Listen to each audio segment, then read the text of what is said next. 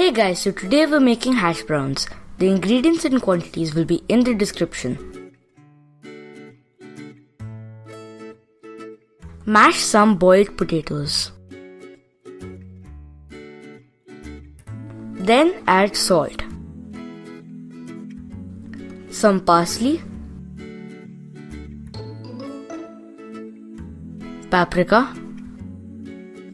and chopped onions.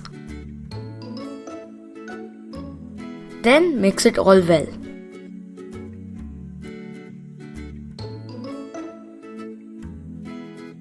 Then add coriander and mix it again.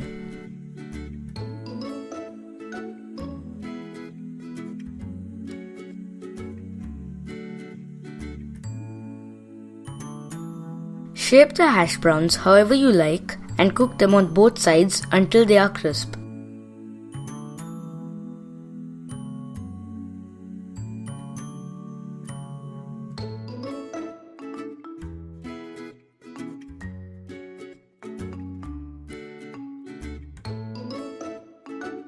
You can also saute some vegetables on the side to eat along with the hash browns.